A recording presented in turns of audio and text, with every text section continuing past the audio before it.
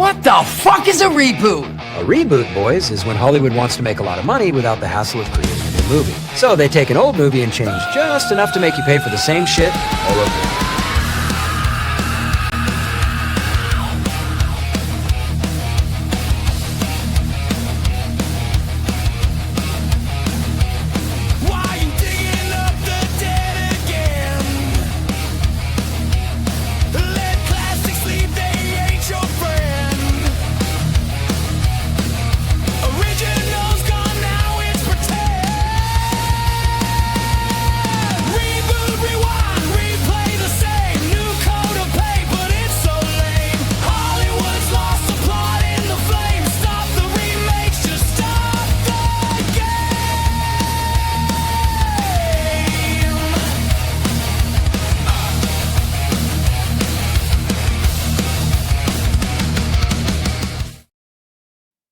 Hello and welcome to another episode of Frame for Frame, episode 3. I'm one of your co-hosts, Tom Garcia, aka Yumper, and I'm with my other co-host, the Cotton Man, Mr. Q's fan, Michael Cotton. How you doing, my man? Hey, doing pretty good. Pretty good. It's a beautiful Saturday morning, and I'm going to be sitting behind a computer screen all day. Well, it's the best way to spend a beautiful day outside. We are recording late, as we usually do it every 2 weeks, but Cotton had a trip down to Cincinnati where he was eating a bunch of Skyline chili and shitting his pants. You know what? I will say I did go down. Yeah, I missed for Cincinnati. Went and saw the Cubs get their butts handed to them for no reason with at the Reds.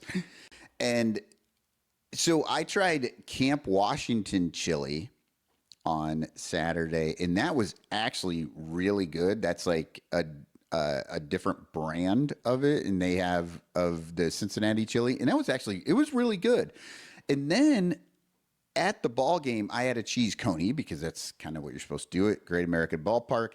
And I will say that Skyline chili was not good. It was sweet, like they put like sugar or I don't know what they do to it, but it was not good. And the hot dog was terrible. Like, people talk, you go to different ballparks and people talk about like, oh, you got to try this, got to try that. Poor Great American Ballpark. If that's the thing that you're supposed to have there, it's nasty. It was not good in any way. And I don't mind saying that. Stay away from the Skyline, go to Camp Washington.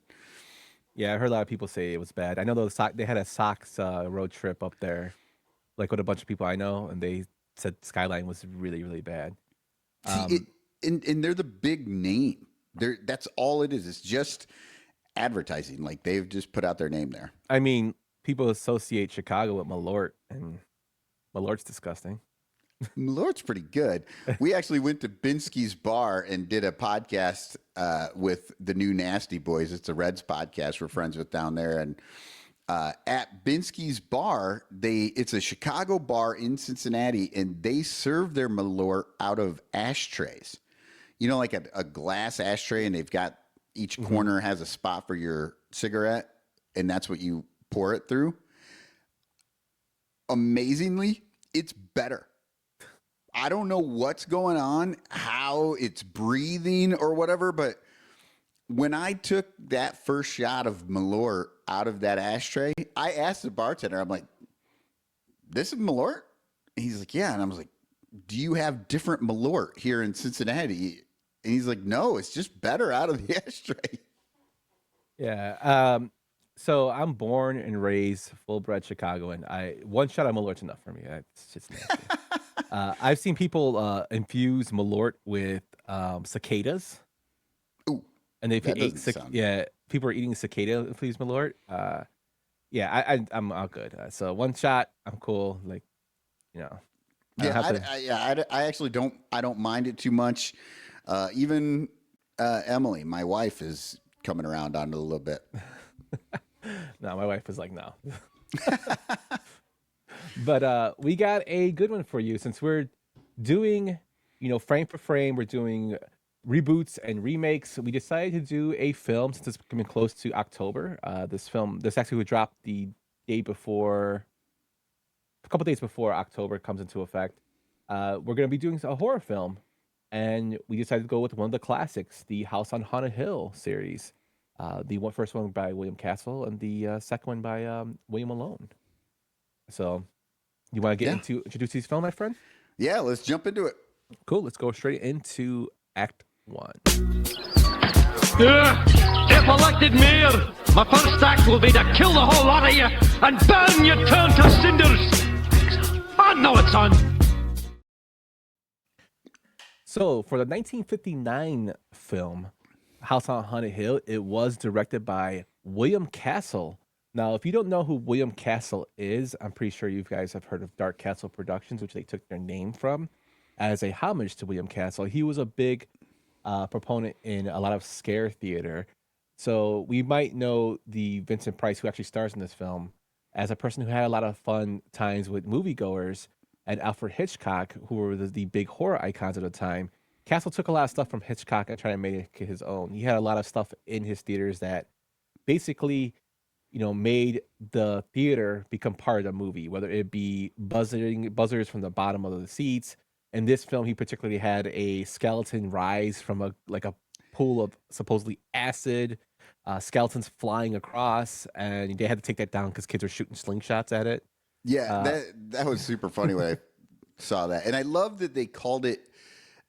He always had like weird little names for it, but it was Emergo Vision. Yeah. What? That's not Emergo Vision. It's not technology. It's just a skeleton that flies through the theater. Yeah, I just realized too. I messed up on the slide. I had Bad News Bears up there, but I had I had the correct director there. But yeah, William Castle. He is known for mostly horror films. He's done TV films as well, but some of the films he's done are 13 Ghosts, Homicidal, The Tingler, which I really, really encourage you to see that film, Cotton, because of the transition between color and black and white. There's a part in there. Straight Jacket and Shanks, which is his last film he directed. Well, and also, wasn't The Tingler the movie where they put little electric shockers in the seats? Buzzers. Yeah. Yeah. Or they had like the little, it looks like a giant centipede.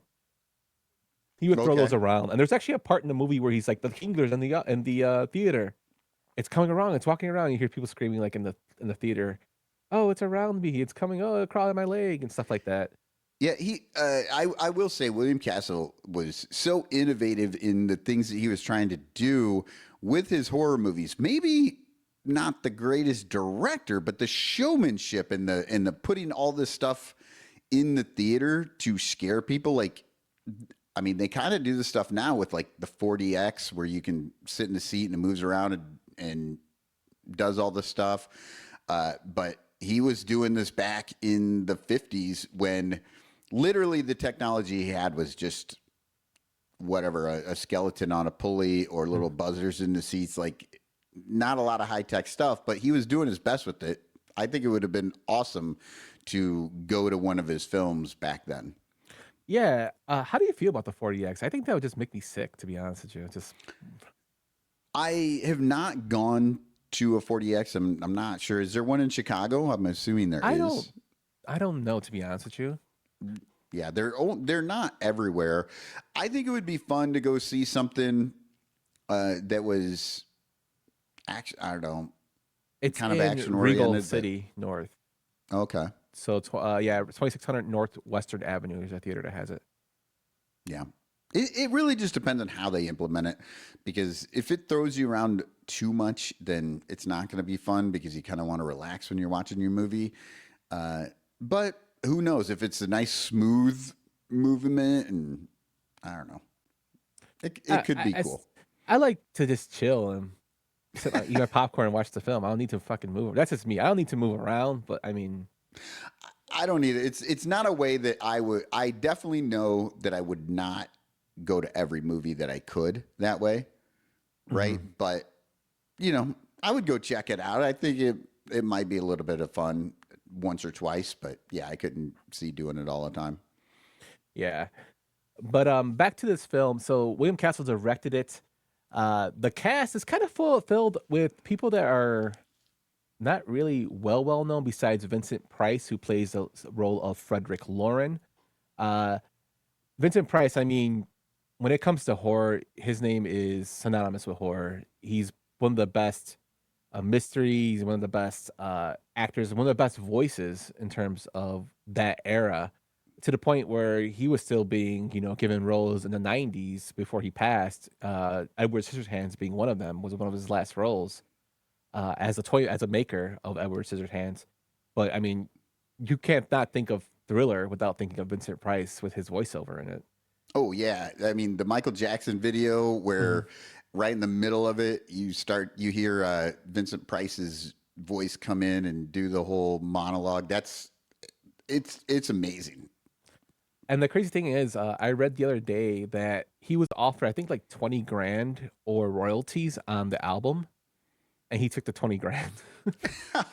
Oh man. So he kind of missed out on there. But he stars in the role of Frederick Lauren. Carol Omart stars in the role of Annabelle Lauren, his wife. Richard Long is in the role of Lance Schroeder. Alan Marshall plays Dr. Trent. Carolyn Craig is as Nora Manning. Elisha Cook Jr. is Watson Pritchard. And I really found this hilarious because if you look at the IMDb, they have a thing called Skeleton as Skeleton. Yes, and at the end of the movie, if you watch through the credits, the last star of the movie is Skeleton as himself. And it's a real human life skeleton too. Like they got it from a medical center because it was cheaper to buy one than to make one. Oh wow, yeah, It's creepy, but you know what? I feel like wasn't that the story for Poltergeist as well? yeah, The reason they had actual human skeletons was it's cheaper to yeah, get. and I think in the river part where they like underwater. Yeah, in the swimming pool Mhm. that they're building, and then the skeletons come out of it. It's freaky. Poltergeist, by the way, also has a remake, which I have not seen, but I've seen it. We may get to that one day. Also, I didn't include on the picture here, but Julia Mitchum plays Ruth Bridges. She's one of the main people in the film, but not really a lot of scenes with her. Just she's really a big alcoholic in the film. But basically, the premise of the film is Vincent Price's character of Frederick Lauren has a party for his wife's birthday at a supposedly haunted house where caretaker William Pritchard runs.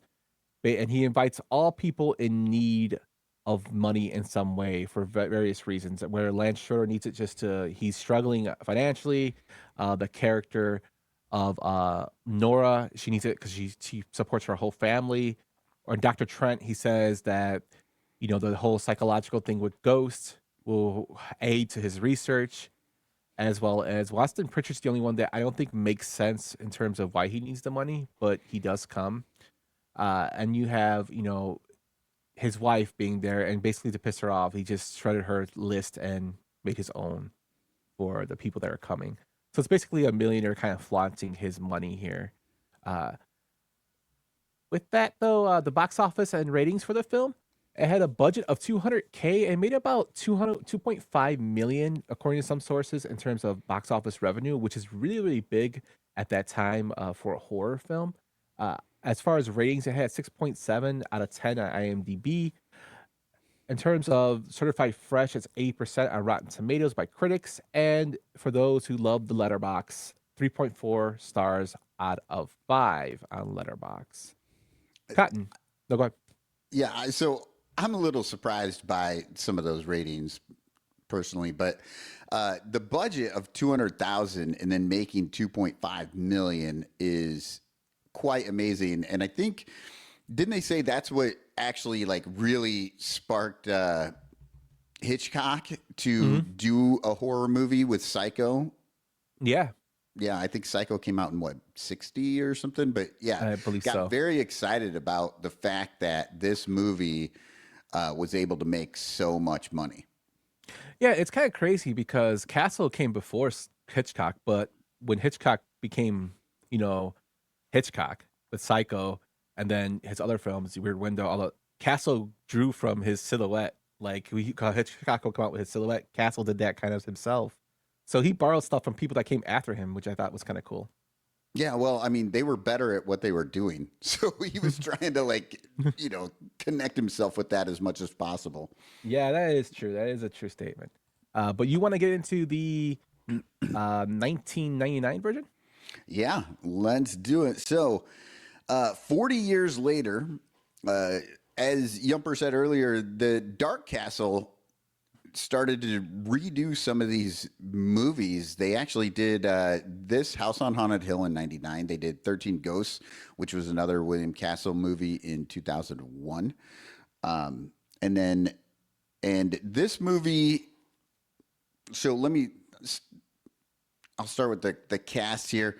They had Jeffrey Rush. Oh, wait.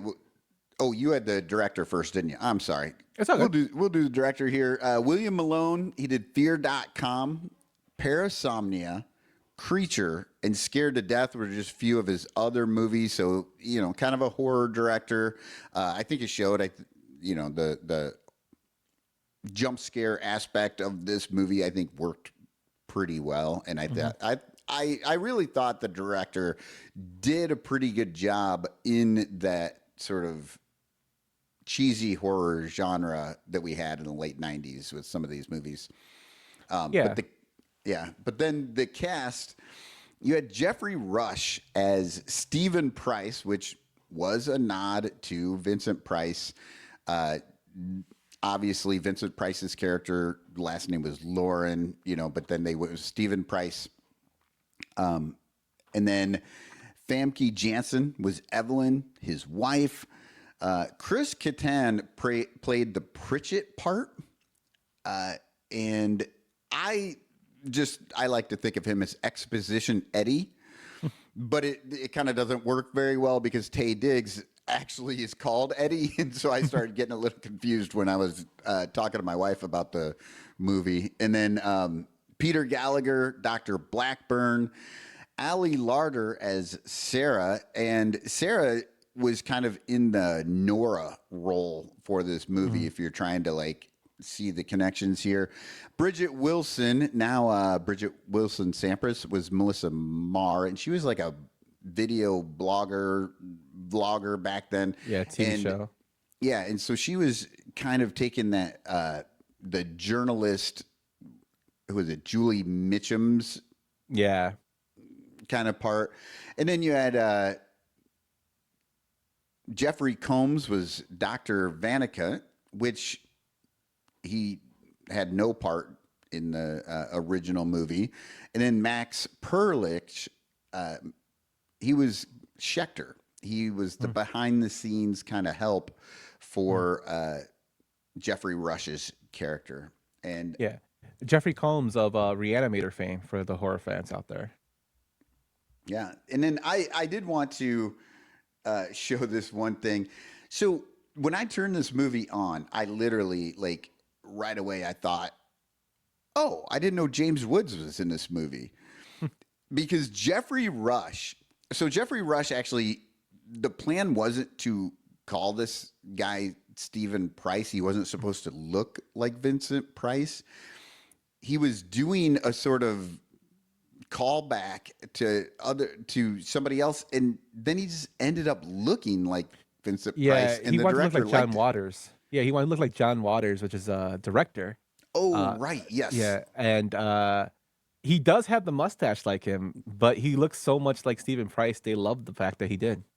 Yeah. So, so they went with the old, even though it was, like you said, it was supposed to be a John Waters reference, it ended up being a Vincent Price reference.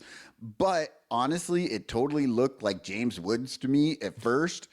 And so I looked up this whole connection with Jeffrey Rush and James Woods just to see if anybody else thought so. And I found this on Reddit, which I just thought was hilarious. I want to share here. Oh, it's not popping up in that. It's way over in the corner. Can you read that? Sorry. Sorry, people. We're having a little bit of technical difficulties because we do things differently on the Bleacher Bunch than Sadistic Penguins. And you put it as a logo. That's why. It's okay. Yeah, you put it as a logo. Oh, I thought it was an overlay. My bad. Okay.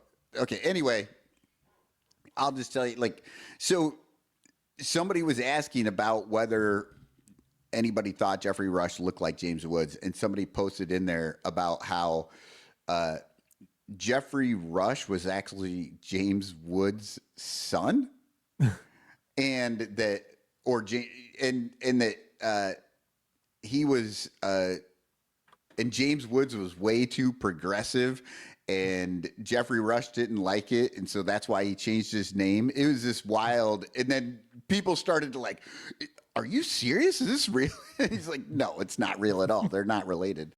And I just thought it was really funny that other people out there were just looking at this guy, and I assume in this movie, thinking that was James Woods at first, which I don't think you want to be associated with James Woods if you can help it. Piece of candy.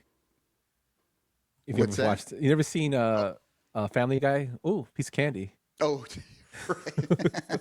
Yes. So the budget of this movie was $37 million. It made $42 million, so made a little bit of money. It always makes you wonder, though, when you've got a budget of 37 and it makes 5. How much did they put into like the advertising? And Yeah, stuff? Did they make? I'm sure they anything broke on it? even. Yeah. 5.6 out of 10 on IMDb, 31% on Rotten Tomatoes, and 2.7 stars on Letterboxd. Now, I don't use Letterboxd. Is that out of 5? Yes. I'm assuming yes. Okay, so that makes sense. So I couldn't find any. We usually go by like the Ebert or Siskel star rating if they have it. Of course, Ebert didn't have one for the original. I mean, that was in 1959, and he didn't review the new version, which to me tells me sometimes they give movies for the critics to review, and sometimes they don't want them to review them. So I'm guessing that's why you didn't get a review for that. Yeah. So I just went to Letterboxd to see what the fans thought. Yeah. Okay. So this movie, the breakdown, the synopsis of this movie is Stephen Price is basically, he's like the Walt Disney of horror. He does horror movies. He does amusement parks with scary rides, and he's just this big, huge name. Evelyn, his wife, she is watching TV. It's a like a unsolved mystery show, and they show this haunted asylum, and she decides she wants to have her birthday party there. So she calls him. He's in, because she's into the scary stuff too. He's into it. So he rents it for her birthday. She has a list of people that she wants to come to this party. And somehow you see the computer changes the list and puts a bunch of different people. So once they get to the party, it's a bunch of strangers. And then he's offering $1 million to each one if they can make it through the night. And if they do make it through, and anybody who's left will get, if there's one person left, they'll get the entire $5 million. So it's kind of a game in that way. His wife is upset about this because these are not her friends. It's her birthday party. And eventually they just get into like the asylum is haunted and the ghosts are picking off these people one by one. That's sort of the synopsis of this movie. It was a bit different than the original, so Definitely, yeah. so yeah. So we're probably I don't know. I think we're about ready for Act 2. Let's start talking about these things. Let's start off with the act. And now for my next number, I'd like to return to the classics. So for the 1959 version, we open with a monologue from the character of Pritchard, Elijah Cook, and he's talking about how this house is haunted. He basically his brother and sister-in-law were killed. They were hacked. He stood there one night and almost died. And then we have another monologue from Vincent Price. I always thought it was kind of funny how they're kind of like translucent, just their heads talking to the audience. And he introduces each character. It really was weird when you're watching it that they would bring in just a floating head in front of the screen or whatever, just the house talking about what's going on. A lot of Yeah, exposition. yeah.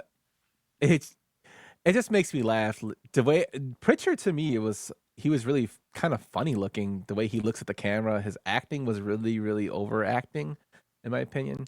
A lot of overacting in Yeah. this movie. One thing I will say I liked about the 1959 film is it had a runtime of an hour and 15 minutes, so it was it was a quick one to watch.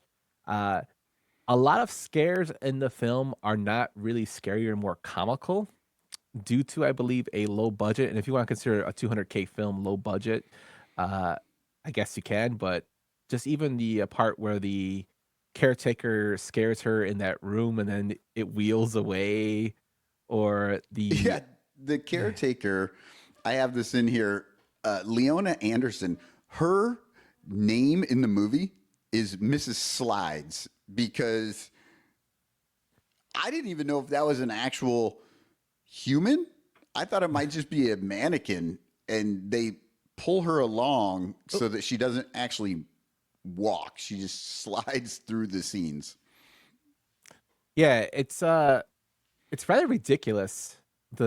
Some of the practical effects, they're very very limited, and I mean this is of course in the 50s, so they're not going to be memorable. But I mean you could make stuff look good. I mean we've had stop motion stuff that looked great, but I think it kind of adds to the flavor and like nostalgia of the time, which to me it made it more enjoyable because this was like a film that was back then that was supposed to be, you know, scary with the twist ending, and people were like drawn to it, and it made a lot of money and popped a lot of people to go see it.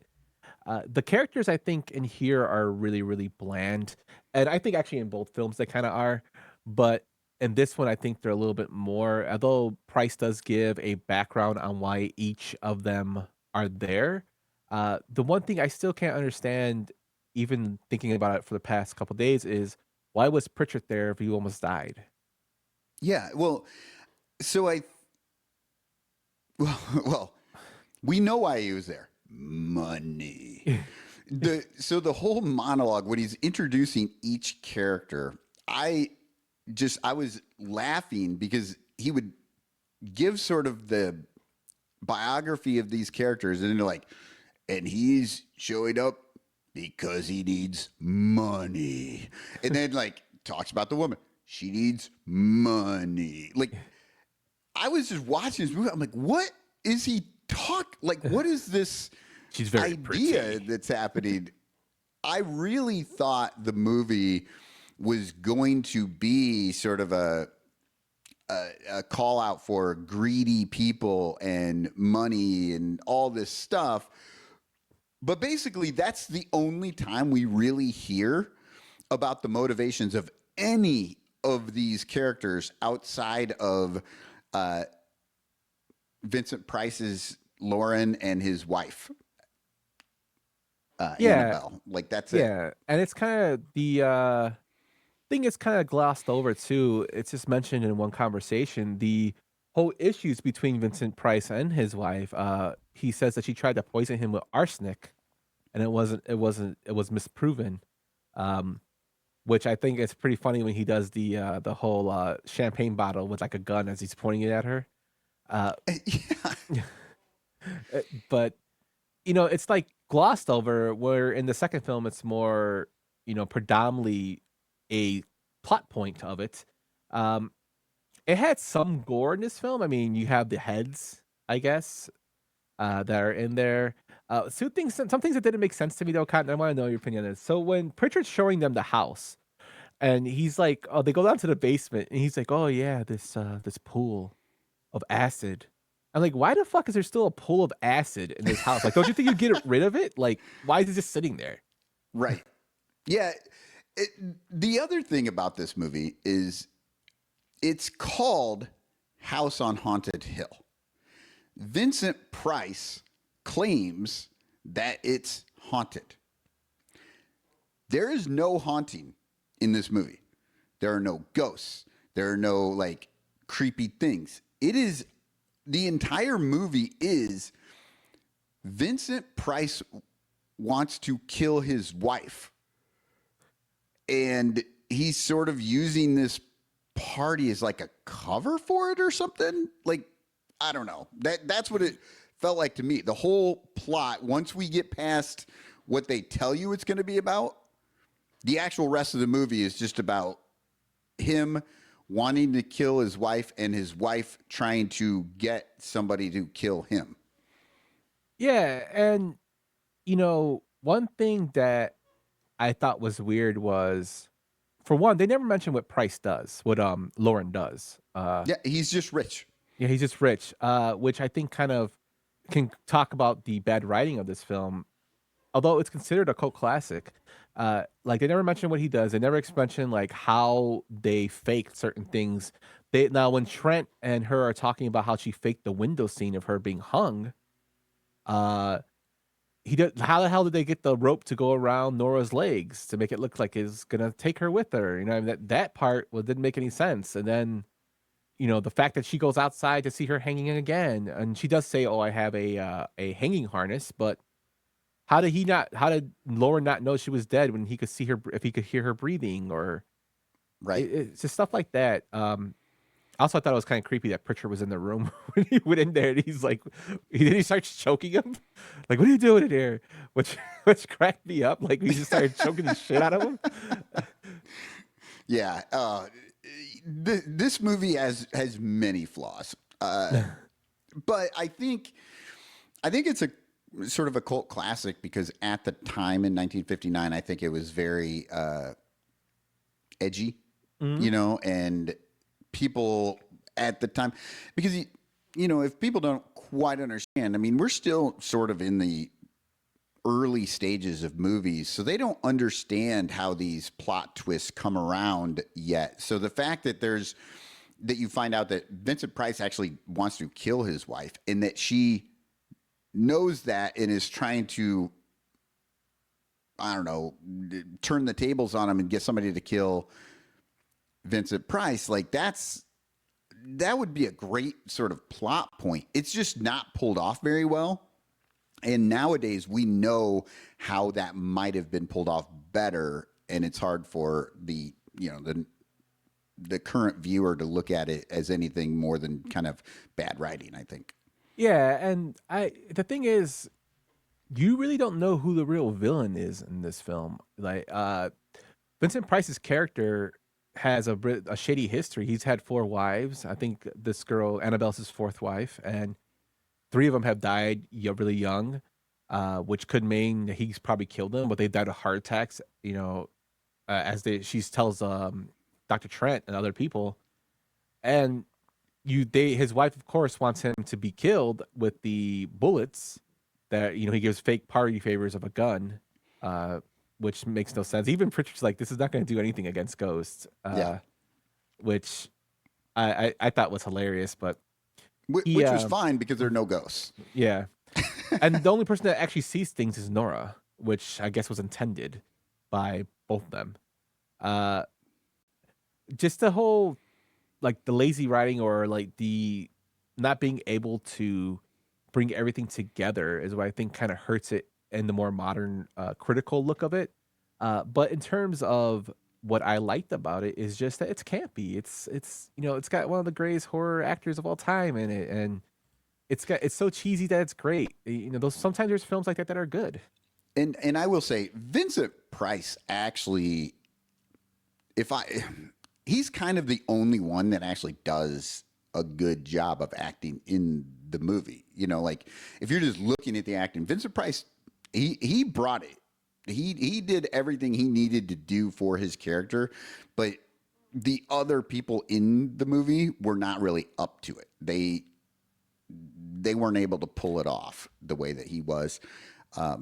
Another reason I think this was like a big deal too, and maybe a cult classic, the very beginning of the movie.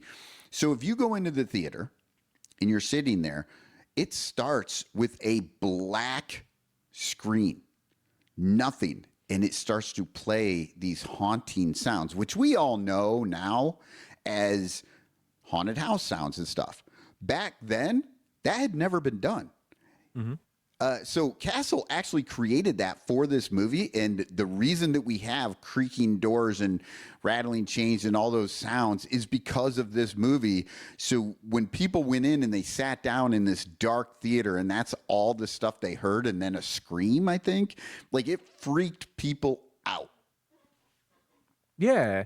Another thing that kind of threw me off is the caretakers. What was their role?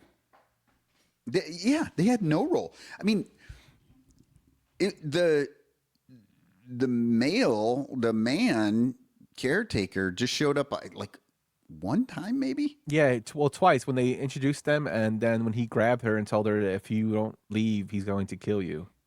Yeah. He says, "Come with me," after he just scares the living crap out of her. It's like, I'm not going anywhere with you. You just snuck up on me. And then the woman is the slides, and she just keeps popping up as this creepy old lady. And she's standing there like this. That's the same woman, right? Yeah. She's Yeah, blind. so she's standing there like this. And for the podcast, I've got my hands up in like claws, and then she slides through the scene. They don't explain where she came from. They don't explain where she goes. Nora is the only one that kind of sees her. And so then they start to play the whole gaslighting thing where, they don't believe the woman. Yeah.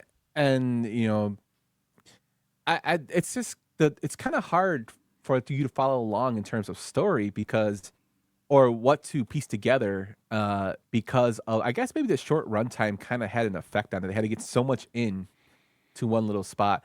It also ends with a cliffhanger. Like, you don't know what happens to Vincent Price, his character. He says he's ready to face justice.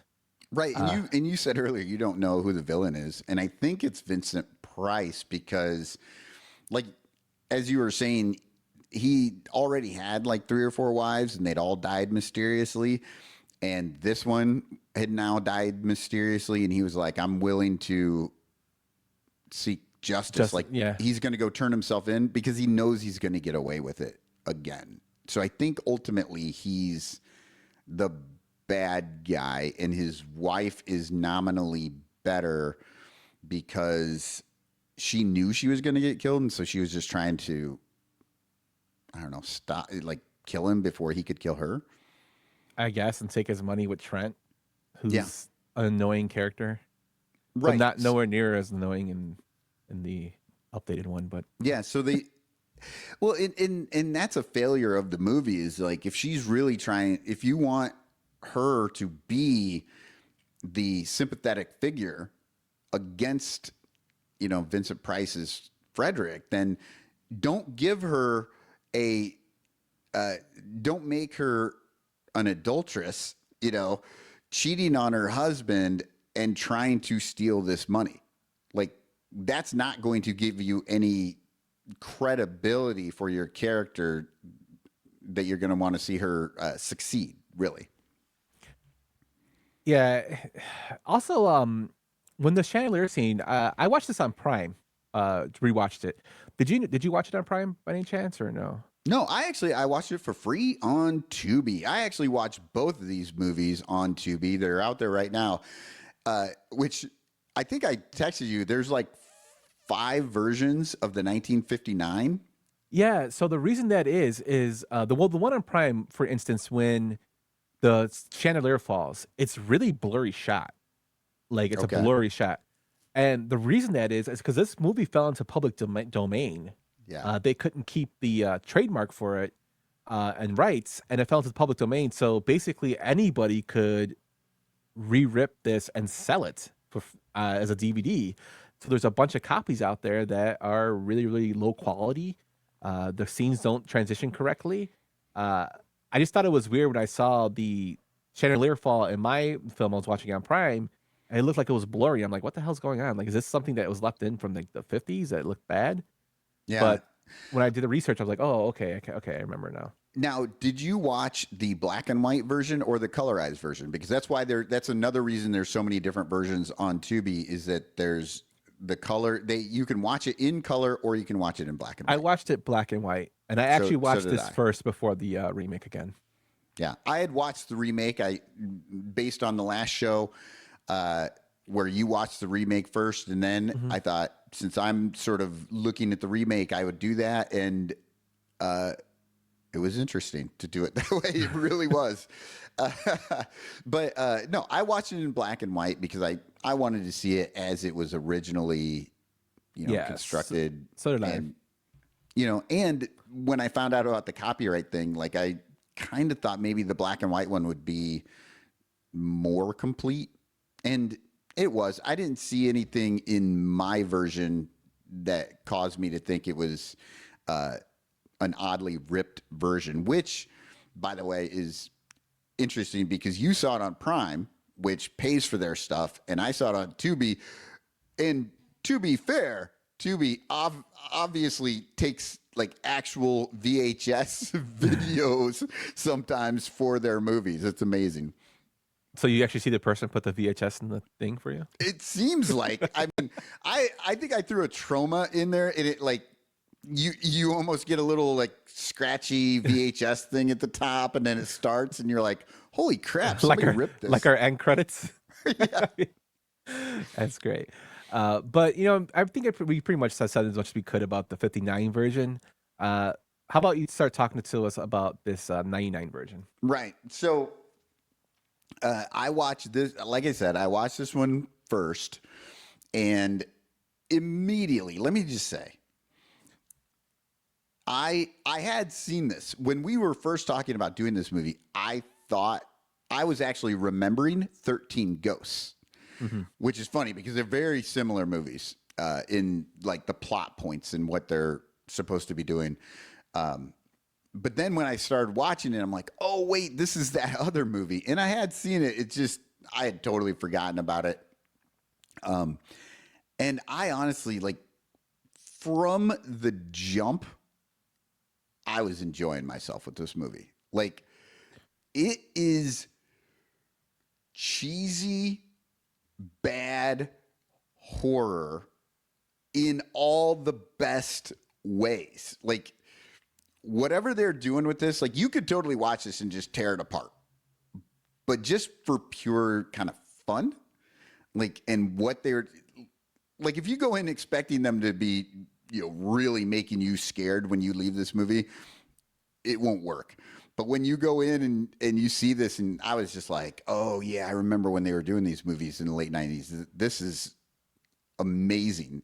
I don't know. I really enjoyed it. It is not an overall good movie, but it was very enjoyable to watch. And I honestly, it made me give Return to the House on Haunted Hill a chance because I enjoyed the 99. And in 2007, they did a return, and that movie was terrible. I only made it about 20 minutes and had to turn it off. But this movie was a bit different in the setup, whereas the original started with people being invited to this party at a haunted house. Like I mentioned earlier in the synopsis, they were going to an insane asylum. And it kind of seemed as if maybe that Dr. Vanica had lived there, but it was more of an insane asylum than it was a haunted house. Did that strike you as anything there, Yump, when you saw the difference there? To be honest with you, I think the 99 version actually had a more full fleshed out story in terms of why it is what it is. Which I thought was kind of cool. And then the fact that they showed her watching it on like an unsolved mysteries kind of show to pique her interest into it kind of made it like it closed a lot of gaps that the previous film didn't fill.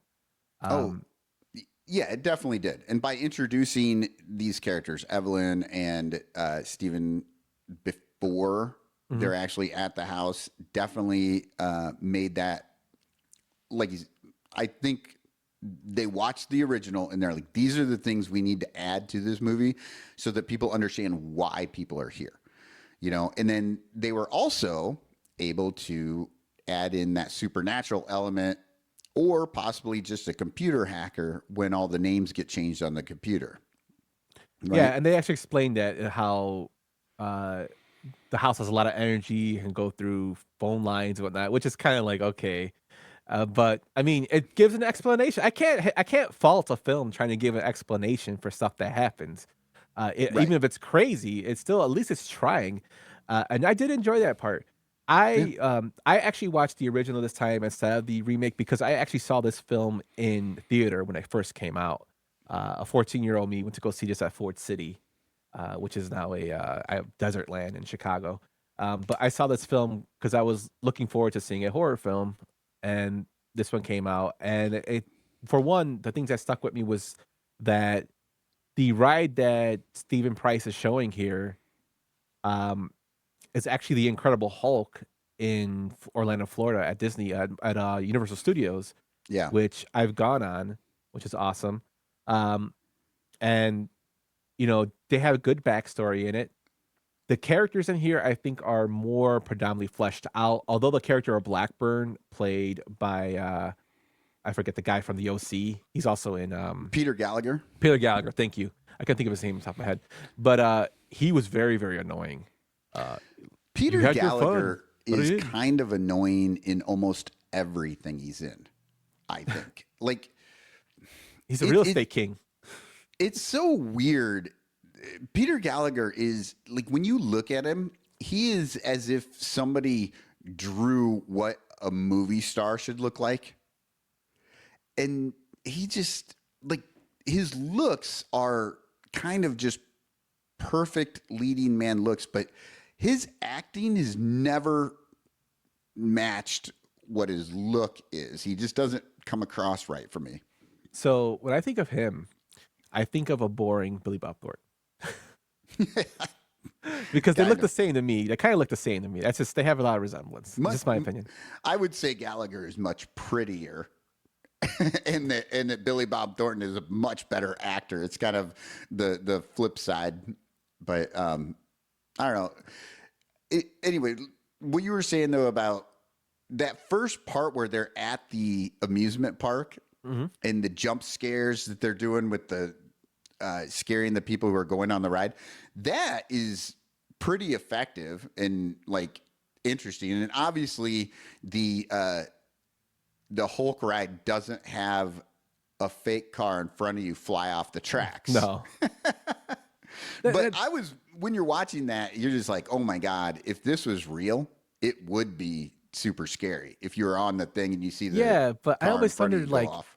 even watching it then, okay, it's fake. So are they just destroying cars every time? Like, I how do wondered they, about that too.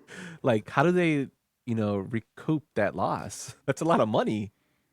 Just like the elevator thing. So does the elevator thing happen for everybody, or is it just like a select few gets to go in it? For a minute there, I almost thought the elevator was the ride, and that the other part, the actual roller coaster, was kind of just a MacGuffin to get you on the elevator, and then the elevator scares the crap out of you, and then you're done with the ride. That's kind of what I thought, but no.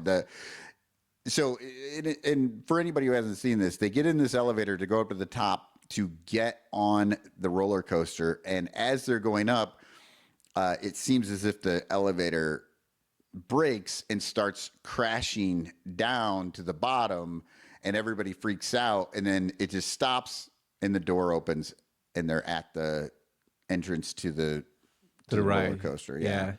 That would be scary. I have to say. But yeah, so and that was all just to sort of set up who this guy was and that he's really into the horror.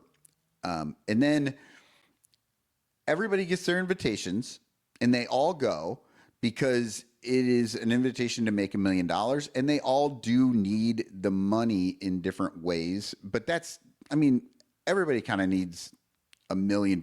They didn't make a big deal out of it like they did in the 1959 movie.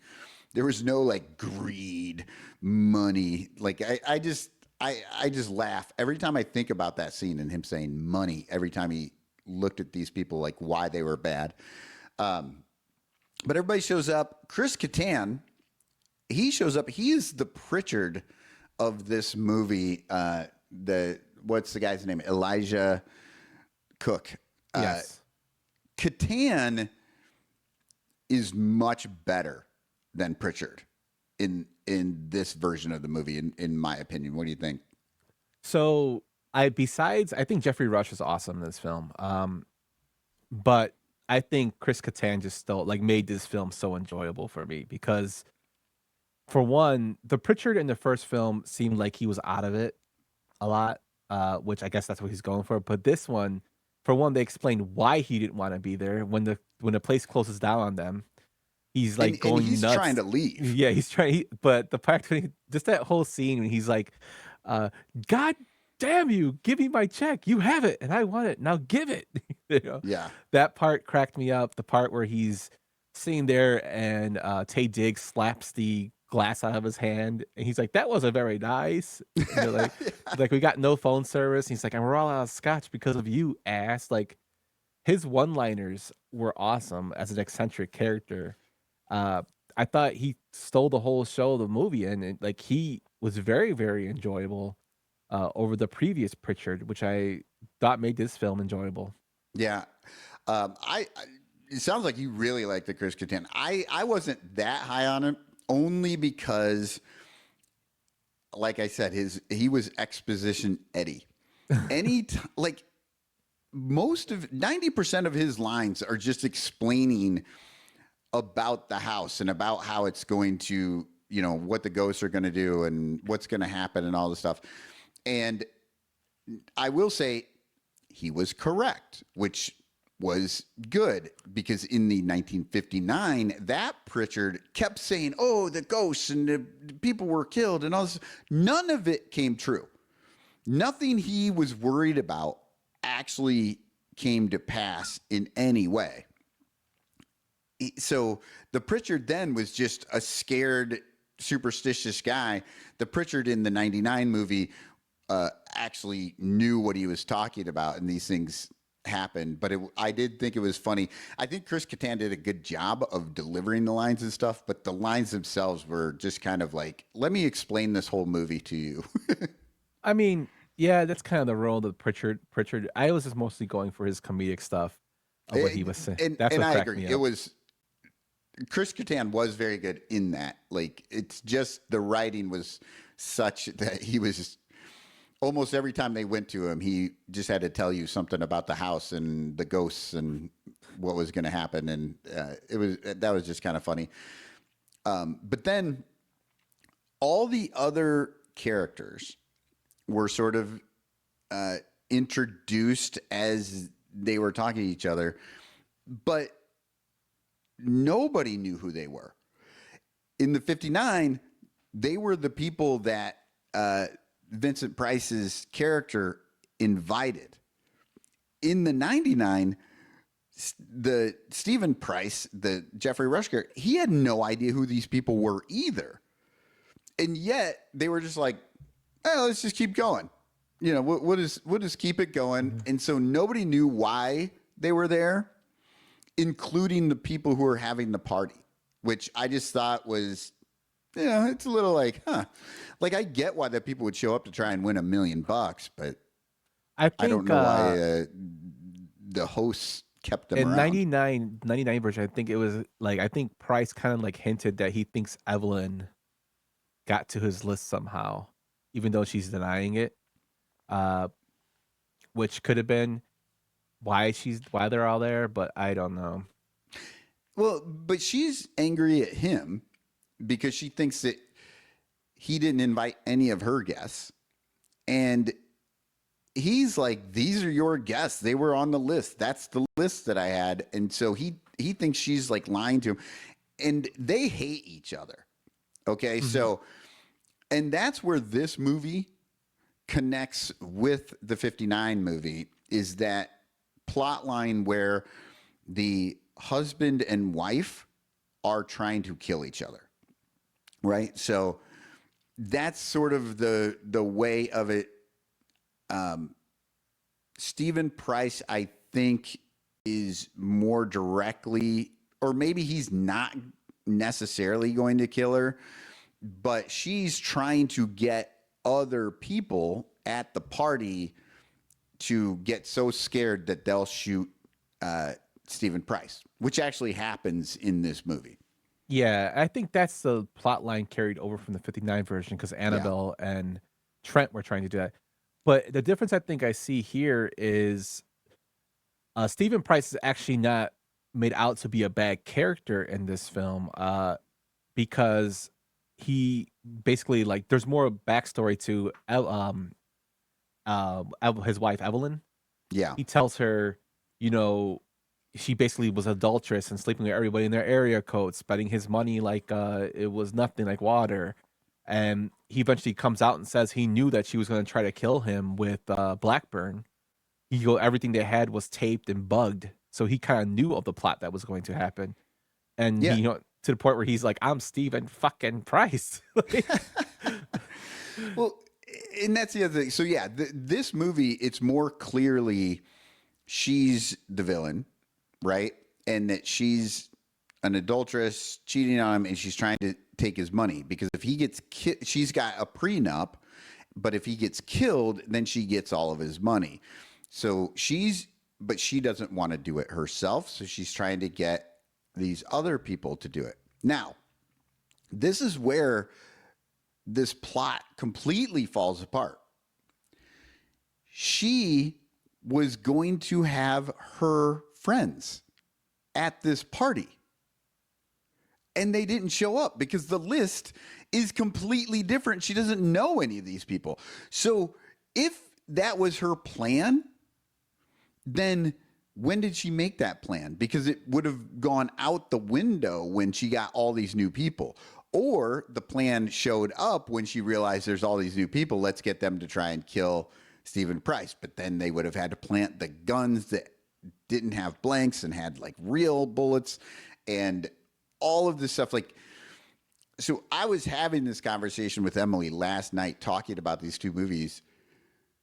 They could be great movies if they're just people are at this place and they're trying to scare them. And if they make it, then they win money. This whole plot line where the spouses are trying to kill each other, that's kind of what ruins the whole movie. If you take that plot out of there, you're fine. But it just didn't make any sense how she thought she was going to make this happen if the guests that she thought were going to be there had actually showed up. Yeah, and that's one of the things I noticed too in terms of the guest list. Like they show him actually shredding her guest list, and it's 2 pages. Yeah. And then he starts to write his own guest list. And even if it got hacked into where, like it says the house hacked in, where they kind of mention these other characters coming in, the fact that there was a coffin with just enough guns for the people there, like, don't you think there would be more coffins? Number. Yeah, don't you think there'd be more, guns for people coming? Like, well, and so if all the people, it is revealed later that all of these people who were invited were actually relatives of the insane asylum's staff when all the prisoners or all the insane people broke out and killed everyone, right? So the only one that's not a part of that is Dr. Blackburn, right? Mm-hmm. He's only there because he's the guy she's cheating on her husband with. And he was going to help her with this plan. But how did he get there if he was not invited? I mean, I guess he could have just showed up, but still, there was enough guns for everyone. Yeah, and Eddie kind of mentions that, like, where's he at? Why is he there? And that kind of shows the, I guess, subplot of them trying to kill him. Stephen Price. One thing I did like about the 99 version is I talked about how the 59 version had a lot of campy, imagery, and the effects were very, very limited. This one, the effects were actually better, except the whole last Black Death thing, or the hell this is, which is found out was just images of naked women in mirrors that they just spliced together for this. Yeah. So and that's a practical effect that kind of doesn't really work, but they were doing this stuff back in, I remember them doing it in the late 70s on the Muppet Show, of all things, where they could superimpose these things using mirrors to show up on the camera in like with the characters when you're there. It was an attempt. Nowadays they would just use CGI. I'm surprised because they had CGI then. I'm surprised they didn't try to do it CGI, but I think the director wanted to try and keep it more practical. And this, even though it looks super weird, is basically a practical effect. Yeah, and that list looked weird to me, but the overall visuals of the so-called monsters, like this screaming thing, or the Dr. Vonnegut head swimming, Yeah. the nurse and Dr. Vonnegut, with him swishing his head, that was kind of cool. The kind of the dream state stuff was a little bit ridiculous, but the whole point of it was to turn a sane man insane, sane man which I know you want to talk about. This is the whole little object he was in, if you want to elaborate on that. Yeah, so that was the other thing that was so ridiculous. The idea was that this psychiatrist who was trying to cure people would put them in this machine, and it would make a crazy man sane, but it would also make a sane man crazy. And so they put him in this thing, and the doctor turns it on. But here's the thing. All it was a children's toy, like a zoetrope, and this is what it is. That's it. Like all that, there's windows, and when it spins, it makes that's what movies were before they could do movies. They would put these little things in, and you would see a horse run or like a ballerina dance like that. Like that's all that was. And somehow that was going to make this man go insane and die because this is Peter Gallagher's character. Dr. Blackburn was trying to kill him in that moment. Like it didn't really. Yeah, I don't know what he was doing. I think he was just doing it to be a dick. Yeah. And the part where that's another part too. His character, like I have the scene up here where his head cut off. The fact she killed him made no sense. Like she went from like a 0 to a 10 in terms of ruthlessness. Evelyn did, Right. And that's why I think the character of Stephen Price is not really a bad person, because even when he shows that he knew that what they were doing, and he throws her to the wall, he still doesn't want her to get hurt, because he tells her to get up and get out of there before the black fake thing grabs her and kills her. Yeah, I think Stephen Price is like an asshole in real life. Like he was just not he probably wasn't a great husband, maybe an abuser or whatever.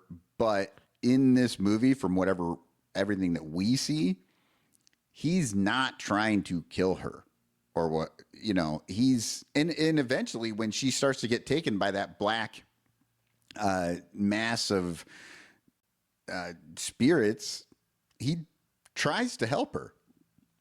Yeah, he sacrifices himself for Sarah. Yeah, so he's not necessarily he turns out to be not so bad a guy. I think in general, like you wouldn't want to hang out with him, but for this movie, like he ends up, having a bit of I don't think he was ever the villain. I think they wanted you to think he was the villain, and then it turns out to be Evelyn, and that's sort of the twist. But yeah, he turns out to not be the villain of this movie. It's just crazy that the gore in this film, they show like the beginning when his guy gets his face ripped off, The head is chopped off. The beginning of the film where the pencils go through the neck of who I think actually was the producer of the film. That guy who got the pencils through his neck. And Yeah, they really went all in on the gore, and I think that's why, like, immediately I was like, "Oh yeah, I remember this stuff. This is going to be like a fun sort of movie." They were trying constantly with the jump scares. It was not an actual like creepy movie. It was more of a jump scare sort of campy movie in that way. But yeah, they start with that whole insane asylum breaking out and going after the doctor who's doing experiments on these people. And then, of course, the gratuitous nudity, the gratuitous violence, like they were really leaning into it. yeah, and that's like the nudity part where they throw him into a tank and that girl's in there with the blood coming out of her mouth. Like I didn't. Some of the parts I didn't understand. Was it just supposed to be make him crazy or? Yeah, I don't know. Yeah, it's wild. A lot of this stuff just it really doesn't sort of make sense. But I will say, like, it was better put together. They looked at the '59 movie and the issues with it, and they put these things together a little bit better. So in that '59 movie, the character of Nora is, for a lot of the movie, seems to be the main character. First off, she is a terrible actress. Her screams that she does and the things that how she plays everything it was grating on my brain to watch her and what she was doing. It was really bad. And that was the woman that the wife of that movie, Annabelle, was trying to drive. She was trying to scare her by putting a head in her suitcase and having the crazy old lady keep popping out. She was trying to get her so scared that when Vincent Price's character went in to check on her, she would shoot Vincent Price. That was that plot point sort of plan. In the '99 movie, they were trying to do sort of the same thing. With Ali Larter. Yeah, and Ali Larter, the Sarah character, was the one that they were trying to push over the edge to kill Stephen Price, which she actually does until we find out that she didn't because it was all fake. And Stephen Price was, 2 steps ahead. But what's interesting about those two characters, so the Sarah character is the Nora character from the '59. When they're going through the list of all the people and how they were descended from those, the staff of the psychiatry place, Sarah was not part of those people because she had stolen the invite that was going to her boss and went herself. So her boss was the person who was invited, but Sarah stole the invite and went to the party because she wanted to win that $1 million. Yeah. So that was a little bit of an interesting twist in there. In the original, Nora was supposed to be there. In the remake, Ali Larter's character, Sarah, was not supposed to be there. It was supposed to be somebody completely different. Yeah, and Eddie Baker, who was Taye Diggs' character, was adopted. So Yeah. So he had no real lineage with the whole plot is that the house wants to get these sadist staff that escaped the burning of 31 that killed all the inmates in there with Vonnegut. Those 5 sadist staff that escape are supposed to be related to the characters that are invited back to the house. Right. And in this movie, there are actual ghosts. It is actual hauntings of things going around. Weird things are happening constantly.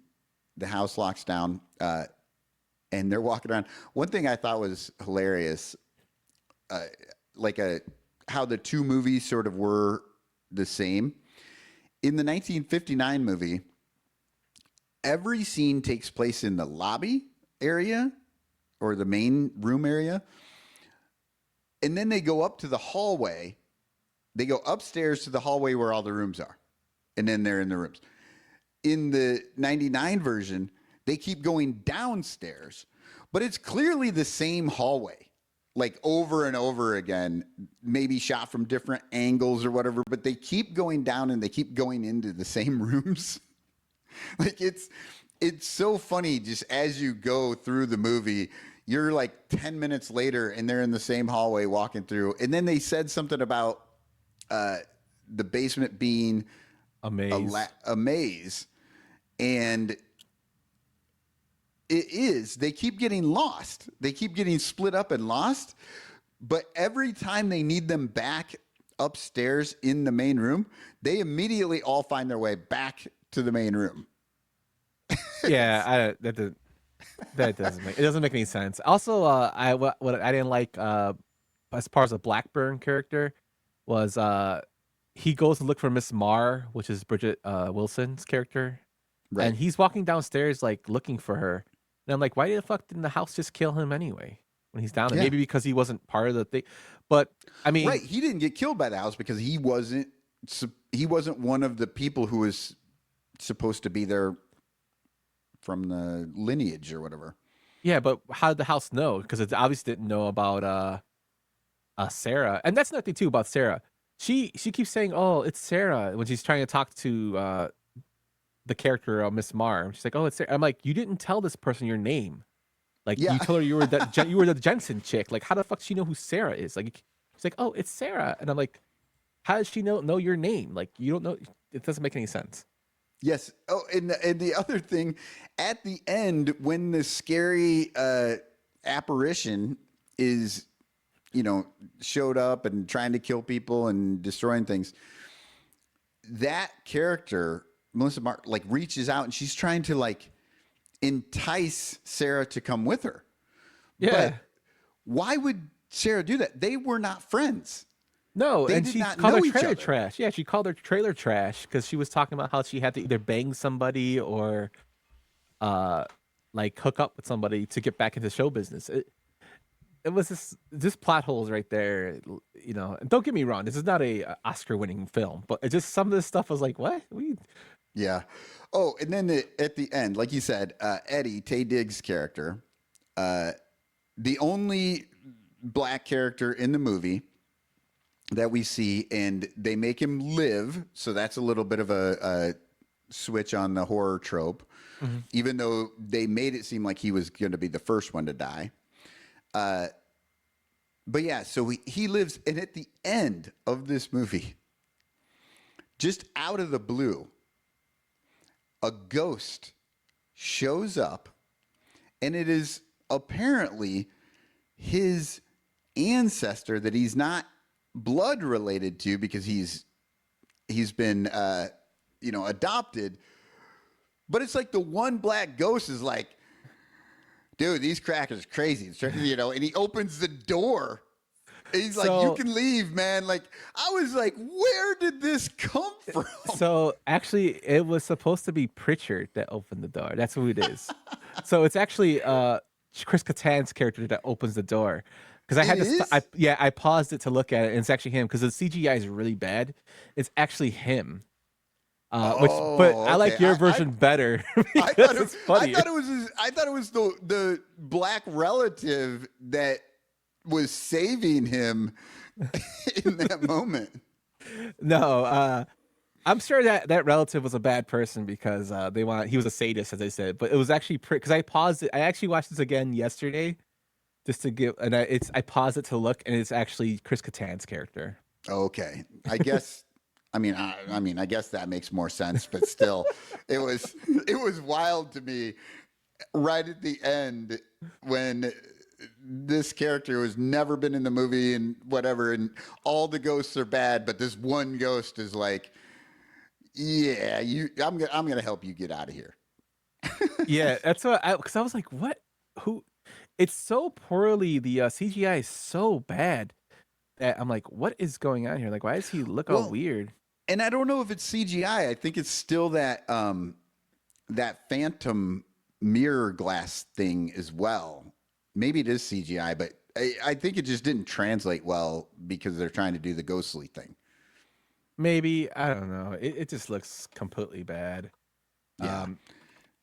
I don't know. They should have done a better job of it. I'm actually gonna pull up a picture of it to show you how. So those who are watching on the show can actually see how bad it is to look at.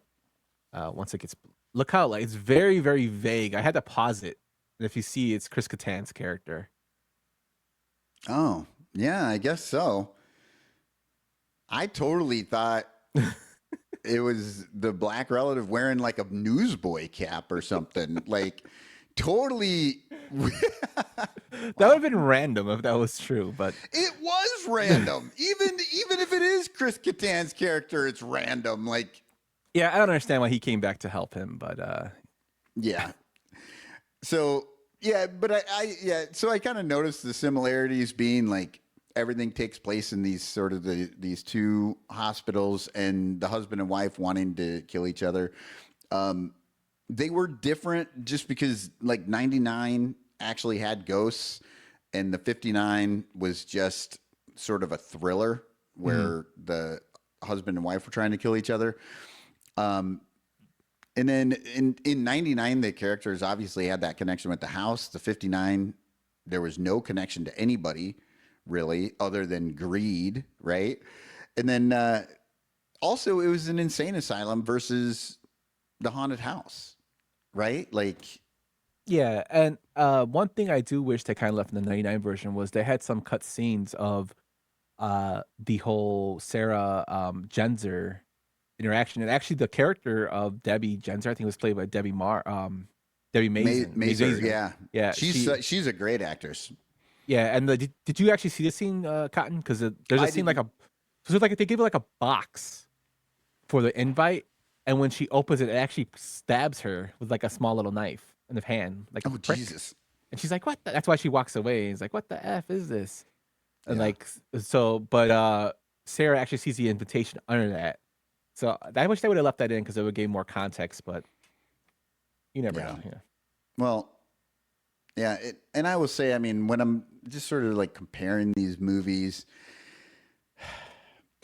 hour and 15 minutes was fast. I honestly had to double check to make sure I wasn't getting a bad copy at an hour and 15. But the newer version was only an hour and 30. Like, it wasn't, They're both. This is a quick watch for this week for this episode for these two films. Yeah. But I think we can just go into Act 3 and go with our verdict here. Okay. Let me just... Chow dear! Chow dear! It's chowder! Say it right!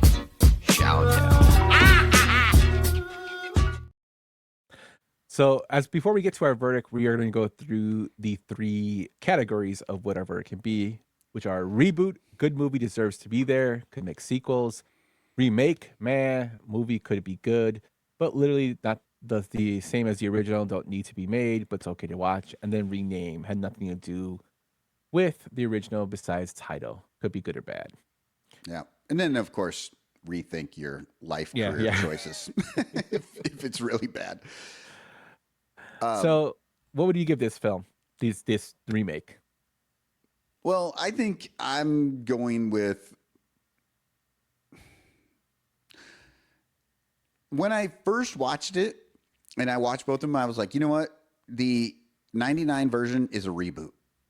Like, I felt like this is a generally fun movie, and they could totally go with it and make a sequel, which they did terribly. But then when I was going back through and looking at things and looking more at it, I think it's a rename. Like, honestly, the only thing it has in common with the 59 movie is the plot line between the husband and wife, right? Trying to kill each other. Everything else has been changed. It's not a haunted house. It's an insane asylum.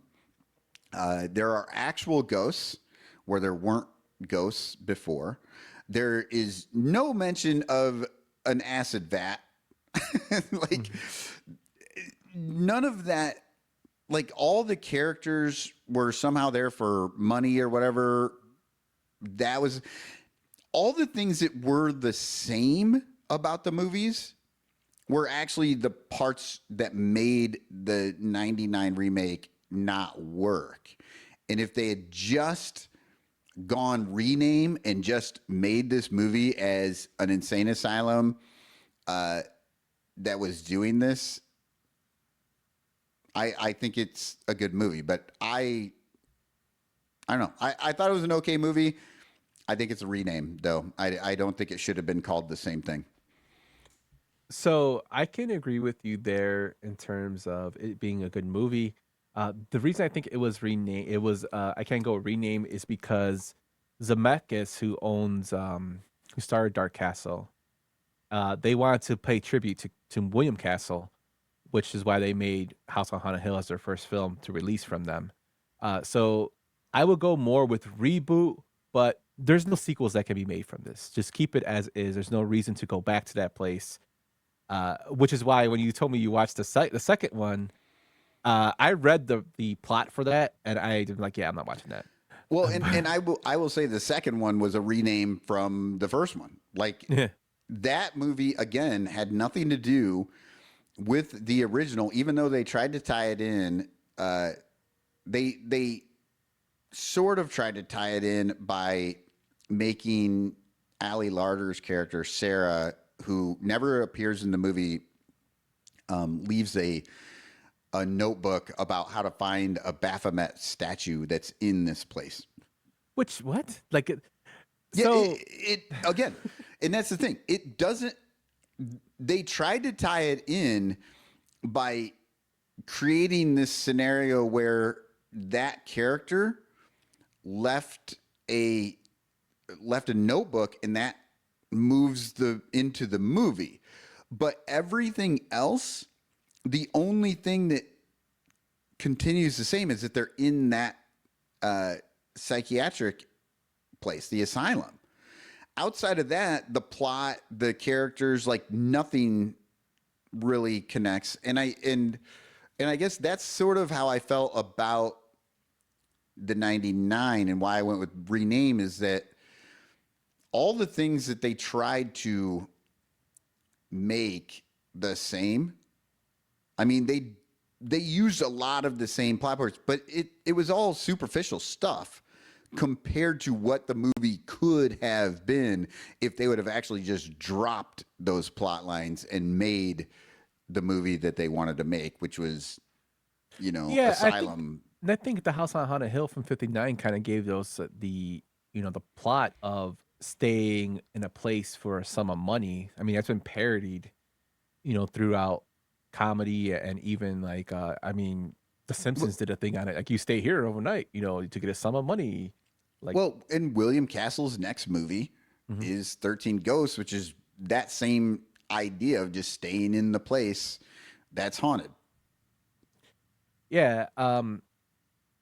And in terms of like films that I don't think need sequels, like this film, the '99 film, was fine on its own. I happened to watch the 2000, I think 18 version of The Blair Witch. Have you seen that? No, I have not. So I thought it was a remake. So I want to see how they would remake it, because the '99 version, of course, the '90s version, of course, broke all these box office records. It gave us the found footage stuff.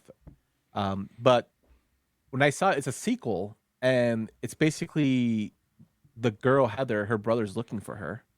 But it's just shitty. It's really bad. It's really bad. Yeah. And I'm like, they should just left it alone. Like, they made a sequel called The Curse of Blair Witch, and I actually saw that in theater, and that wasn't good. But that actually had a different plot line to. They were just going to see, is this curse real? And it wasn't more so in the woods. It was more like, it wasn't in the area, but it was strange things were happening to these people that were trying to document, what happened to the people, the original three. This one is him actually going into the woods and looking for his sister, and it just had so many things that didn't make sense. Like, you would expect it to have more of a fleshed out backstory of why, and like there was these tree monsters, and I'm like, what the fuck is going on? This didn't make any sense to me. Yeah. But yeah, it's just some movies that are like The House on Haunted Hill is not, the 1990 version is not a classic in terms of like the greatest horror film ever, but it's good on its own. It could have been renamed a different film. There was no point of making sequels of it. Well, and I think that's where I'm getting at with the when I was saying like I thought it was a reboot, like because, but it needed to be a rename. Had they launched that as its own movie and not tried to tie it as closely to the 59 version, right?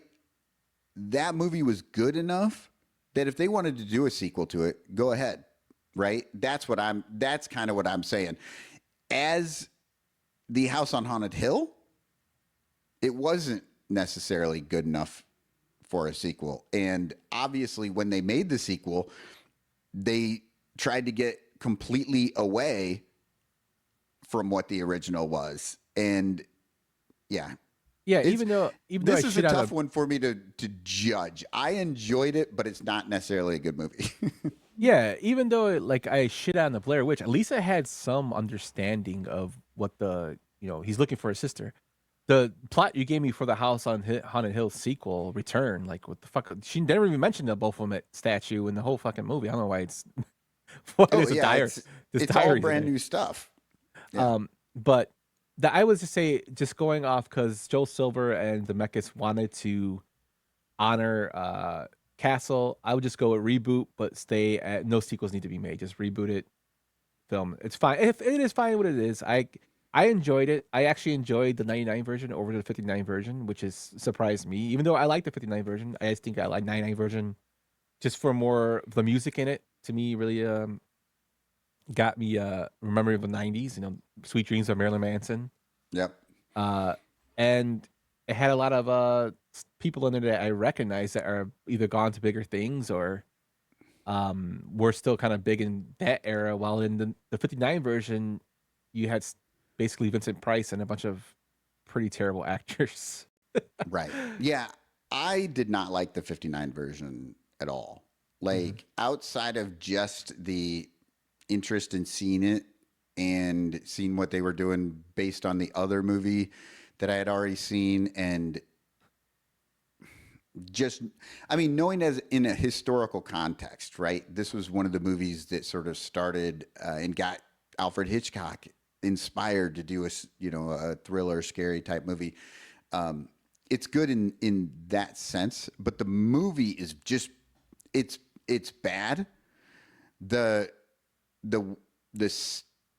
jump scares they try to do in it don't make any sense in any way. The actress that they are trying to drive over, she's terrible. Like, yeah, She's very pretty. Yeah, it was really rough. It was rough to watch that 59. Thank goodness it was only an hour and 14 minutes. And the reason I That keep was the saying best she's part very about it. pretty is that's what he says about her. Yeah. She was very pretty, isn't she? Yeah. So in a rare instance, I would say the remake or the newer version overtakes the previous version. Yeah. So remake is definitely better on this one, in my opinion. And but again, I think it would have been even better had they dropped that husband-wife plot line. If it was literally just, so imagine she wants to have her birthday party at this haunted house. Her husband sets it up. The house changes the guest list, right? And they're all there in this situation where the house is trying to kill them. Boom. That's all you need. Everything from that point forward is good for a movie. You've got all the people. You've got you've got the house is the evil villain. The people are trying to survive, and then you can develop the characters within those. Who are the good ones and who are the bad ones, and who's going to do other things. My wife told me, like, it would have been cool to see if the house, instead of actually killing people, would have been trying to make the people insane in order to kill each other, right? So like the house couldn't physically hurt them, but if it drove them showed them different things and maybe they would kill each other. All of that would have been a better movie. I agree. Yeah, they just needed to drop that sort of the husband-wife storyline. I don't think worked well in the 59 movie, and I don't think it worked well in the 99 movie. The difference being, if you drop that from the 99 movie, you still have a good movie. If you drop that line from the 59 movie, you have nothing. Yeah. Just bad writing all around, but I mean, it's like it's amazing that the 99 was the far superior writing. it's like the shiniest turd, you know. You know what I mean? Yeah. But I mean, I like both of them.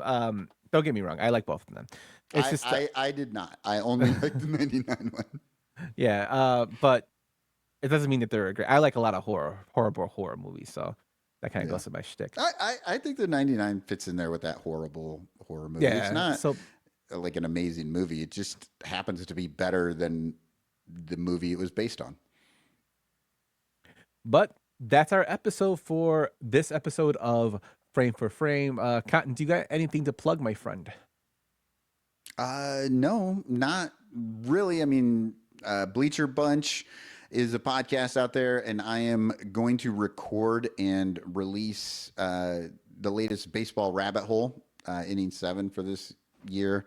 And it's all about untouchable baseball records. So that's going to be coming out this week before October. And then outside of that, nothing really. Okay, so we are having our 31 Days of Horror come back for the At the Show, which I would do 31 reviews of horror movies, 35 minutes that could be released on YouTube or at the Sadistic Penguin YouTube channel.